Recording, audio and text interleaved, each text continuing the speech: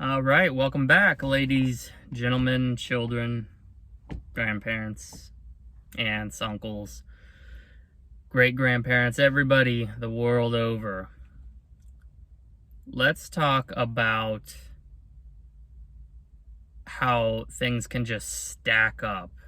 And if you suffer from anxiety in particular, but also even like ADHD for sure, uh, you can get overwhelmed very easily. So if you're new here and you haven't watched the other videos, there was some stuff that I was gonna do that got like, it was spaced out, it was like one thing at a time. So there was like going to an amusement park, there's a thing at work coming up, a couple things at work coming up actually, that I thought I was gonna be doing earlier that are now all kind of smushed together. So as of next Friday, yeah, 1 week from today, as of next Friday, I'm hosting this like meeting review session at my job, which is fine. I don't think it's gonna go bad, but it's my first time doing it, so I am nervous about that to an extent. The medication helps with me kind of like being able to put off the nervousness and delay it until it's, like the day before or the day of. But I don't really want to do it. Never been a great host in my opinion, and so hopefully it isn't a complete disaster. So that's next Friday. And then the amusement park has been delayed twice now, mainly because of weather related concerns. So that's happening next weekend as well, because we basically have to go. We have these free passes and we have to go do it. Otherwise, they're going to go to waste. That's also something I'm nervous about. So those two things back to back. So after those two, then the Wednesday following next Friday, it's like a week and a half from now, they're having this big extravaganza at work where, like, right now we're work from home predominantly. Well, they want everybody in the office in. There's gonna be like food trucks, they're gonna have like games and activities, like, like that's not something that appeals to me. I mean, I understand and appreciate the sentiment. It's for like an employee appreciation day, so they want to show their gratitude for us as employees, which right on, I think that that's great. I really do.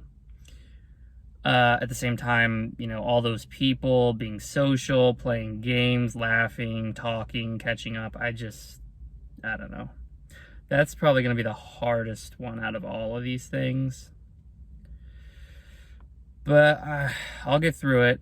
It's just gonna be an interesting day. Because I mean, we're here to work, so part of me is like, how much like socializing and fun and games and activities can there really be? But at the same time, it's like that's what they're calling everybody in for. So I'm sure productivity is going to be down that day. I'm 100% sure that people are going to be talking and chatting and laughing. So it's like, for me, is it going to be like a callback to my high school days where I'm just kind of sitting on the outside of this whole thing watching? Because I'm still relatively new. I haven't been at this job but like 7 months. I know some people in some departments that work closely with mine, but I don't know. This is it's going to be interesting. Let's just say that. And so the main point of this video is like all of that compounding together, doing all of this stuff in a week. I don't know. It's going to be interesting. Part of me is really worried about it because like I like a decompression period after. It's not even necessarily, it used to be before I was on medication, I would use that time to like reflect back on what I said and like criticize myself and think about what I could have done differently. And I still do that to a point, but it's a very small point. It's like, I don't know, 15% of what it was. These days with the medication that I'm on, I can get past that stuff pretty quick. But it's also, just the back to back short, a day here, a day there of a breather in between that stuff. I just hope I don't get overwhelmed to the point where it's like I start backpedaling on the progress that I've made. But the other part of me is like, maybe this will be good because it's multiple things that make you anxious. It's a challenge for sure. Just confront each one as it comes, confront it head on, do your best, and then that's it, right? If I completely blow the meeting or everybody in the office, if I'm left on the outside, not really talking to anybody, okay, cool, move along. It's not, I've been here 7 months and this is the first time that's happened, that they've called everybody in like that. So the other part of me is like, one day, it's not that big of a deal. It's just in the moment, it's going to feel like a lot bigger of a deal than it actually is. And I could really amp myself up, I'm sure, and try to use that as a launching pad to try to socialize with people, but I don't know that would be beneficial. I also don't know if it would be productive to like, oh, hey, hi, what do you do here? Good to meet you. I'm new-ish. I don't think that's the best approach. But I will say that, I'm sure that because like right now I'm the only one from my department in. We only have one person from my department in each day of the week. So at the very least, I'll know some of the other people in my department. They can be like my get out of jail free card, I guess. I'm at least comfortable with them enough to be like, hi, how's it going? This, that, and the other. Ask about their day or how their week's been, whatever, work, idle chit chat, and then just try to stumble through it from there. But it's going to be a real challenging week, and when I do another one of these after,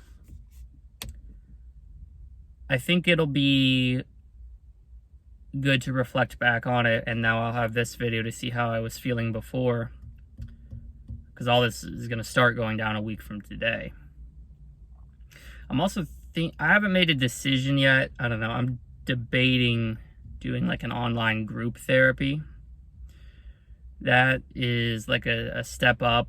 It's a step up and it's a step back in a sense from what I was doing before, which my therapy is still currently on hold due to these insurance issues. I got a like corporate email address from them. So I emailed them like, hey, I'd really like to get this resolved. Let me know if you need any information. They said they forwarded everything over to their billing team to get it fixed. So fingers crossed that it's resolved soon. My big thing is like, I don't know that I would want to continue using this company, to be honest with you, because of just the severe lack of communication about all of this. But as long as I'm not getting slapped with the out-of-pocket bill for like the 6 sessions that I did with that therapist, because that's what really has me on edge, is like coming home one day, checking the mail, and there's a freaking $2,000 bill in there. I really don't, not only do I not want that, but I feel like I shouldn't have to pay that because I had to go out of my way to, I'm not going to get into all that, but I was the one who had to initiate contact with them about it, and they're not getting paid from the insurance. So I don't know. I feel like I'm an asset that they're not using, or that they just don't care about getting paid.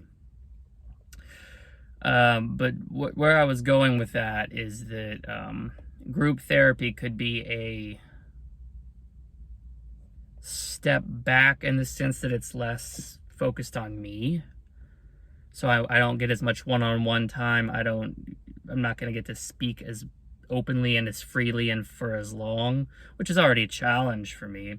But it would have the added benefit of having other people there. And the way that this, I think it's called SESH, SESH, the way that they do it is like you can pay a flat monthly fee and they host these different sessions, which the namesake sessions, I guess, if you will. So there's one for anxiety, which I would 100%, they're like weekly sessions. So there's one for anxiety, but they also have depression, relationships, parenting, career, which could be interesting. And I think like going to 1 or 2 of those could be, especially the anxiety one, it would be pushing me further out of my comfort zone, because with the anxiety one, it would be I would probably feel a little bit more comfortable because at least the other people would be going through the same thing that I'm going through in a sense. But to go to like one for career advice or something like that, it's something I know I'm going to do eventually because I need to keep pushing myself. You don't get better without pushing yourself. There's actually a quote from Mass Effect. Which is my favorite game of all time. It's this one-off piece of dialogue from Rex, who says that if I'm probably gonna not say it right, but if something isn't constantly being challenged, it's gonna get weaker. And so that's where I was. I mean, I'm functional. Don't get me wrong. I'm not like a shut-in or a hermit, at least not in the way the words are used today. But I'm lower than most people, right? And so I have to challenge myself to get up to their level. And then it's not like once you're there, you stay there. It's going to be easier for me to fall back into a state of regression to safety, right? Like retreat to safety type mindset, because I've spent most of my life indoors without really having any friends. So it's going to be, and part of me doesn't want to do it because of this, because I don't even know if the real work has started yet. Like, say I go to these group therapy sessions and they help, right? But maybe I don't need to go to therapy for anxiety anymore, but if I just stopped doing that, something else has to replace it, or it's regression. It's regression by absence by itself. So part of me would be like, well, you need to go even if you don't need to go. You know what I mean? Because I mean, I could show up in that group therapy session and everybody's like, you know, my anxiety is so bad I can't function. I don't have a job. I live with my parents. You know, I'm 32 years old. I have absolutely nothing going for me. And I would almost feel like a fraud being there, because compared to somebody like that, who I feel very bad for them. I'm thankful that I'm not that at that point. I'm worked my way up, and I've been there, believe me. That's probably where I was headed, if I'm being honest, 10 years ago or so. So I don't really quite know what to expect, but I know that even if I stopped feeling all symptoms of anxiety, I would need to keep pushing myself to do something, whether it's, I don't know, what's a replacement for group therapy, finding people to do a video call with, online friend type people, I don't know. But I would have to keep pushing myself to do something to replace all the progress that I made with the therapy session, and save the money too. If I didn't mention, it's like $60 a month. That one really appealed to me though, because it's even outside the scope of mental health. I'm happy in my job now. Don't know that I want to do it forever. But I think that there's a good resource if you can get some sort of leader who's maybe like a career guidance, person, or to carve out a trajectory for you 10, 20 years from now, because that's something a lot of people say to do, is think about the job you want, when you're 40 or 50 years old. I've always struggled with that, namely in part because the jobs that I want don't pay particularly well. And that's something else that I'm coming to grips with, is, work doesn't necessarily need to be your dreams or what you aspire to. You could do work to pay for the things that you really enjoy. But yeah, I mean, let me know where you guys are at. If you have any interest in, would you ever do a group therapy session? Would you subject yourself to that kind of setting? Do you prefer the, intimacy / singular focus of a one-on-one therapy session if you're in therapy? And let me know what you think of all those, if you've ever had a week that's just catastrophic, where there's compounding things going on throughout the week that's just made you, if you think too much about it, makes your head spin. You almost buckle. I appreciate you guys, as always. Much love to you. I'll catch you next time.